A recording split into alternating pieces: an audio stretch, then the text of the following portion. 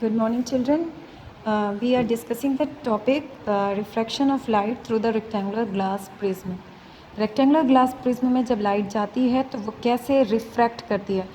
Remember the word, जब आपका medium आ जाता है डेंसर और रेयरर या फिर रेयरर टू डेंसर, तब हमारा वहाँ पे जो लाइट अपना पाथ चेंज करती है, that is called refraction, not the reflection. REFRACITION means F के बाद आपका RAC लग जाता है, और जिसमें नॉर्मल लाइट का बेंडिंग होता है that is reflection. REF, F के बाद LEC होता है.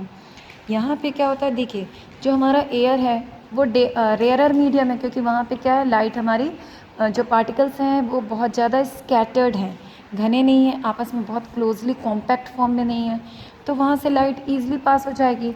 और जब अचानक से डेंसर मीडियम आ जाएगा, मीन्स जैसे आप ही अगर नॉर्मली किसी खुले ग्राउंड में हैं, वहाँ कम लोग हैं, आप ईजिली मूव कर लोगे, लेकिन जब जहाँ पे बहुत ज़्यादा भीड़ हो जाएगी आपको निकलने पे थोड़ी दिक्कत होगी.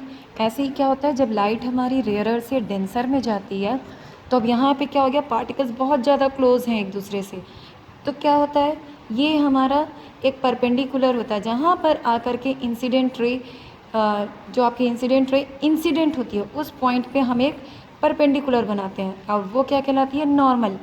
तो जब रेयरर से डेंसर पे जाती है तो it will move away from, it will move towards the normal, वो नॉर्मल की तरफ मुड़ जाती है.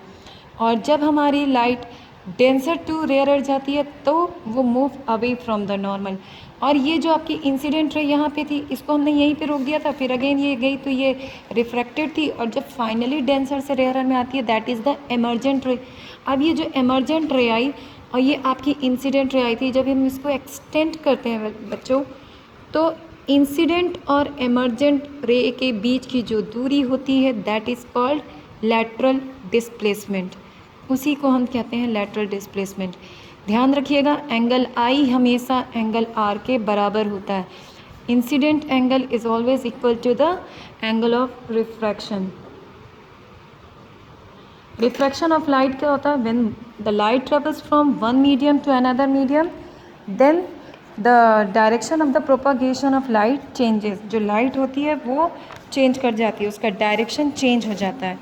लॉज क्या क्या है रिफ्रैक्शन के, same incident ray, refracted ray and the normal lies on the same plane, जो हमारा आपका रिफ्लेक्शन का लॉ होता है. इसका सेकेंड लॉ क्या होता है, the ratio of sine of angle of incidence to the ratio of sine of angle of refraction is always a constant.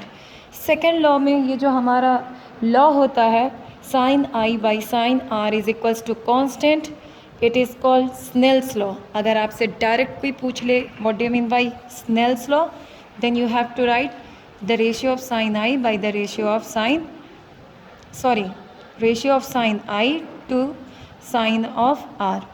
क्योंकि जब हम रेशियो बात कर रहे हैं इसका मतलब ये है कि sine I divided by sine R होगा, तो आपका स्नेल्स लॉ यही है, sine I by sine R is equals to constant. Refractive index क्या होता है, रिफ्रैक्टिव इंडेक्स आपका जब लाइट एक मीडियम से दूसरे मीडियम पे जाती है तब क्या होता है, उस मटेरियल में जो आपका डायरेक्शन जो है, वो आपका लाइट का जो डायरेक्शन चेंज होता है, उसी डायरेक्शन के चेंजिंग को हम कहते हैं in terms of the refractive index of that medium. उस मीडियम का रिफ्रैक्टिव इंडेक्स कहलाता है. अब यहाँ पर फॉर्मूला क्या होता है रिफ्रैक्टिव इंडेक्स का, speed of light in medium 1 by the speed of light in medium 2.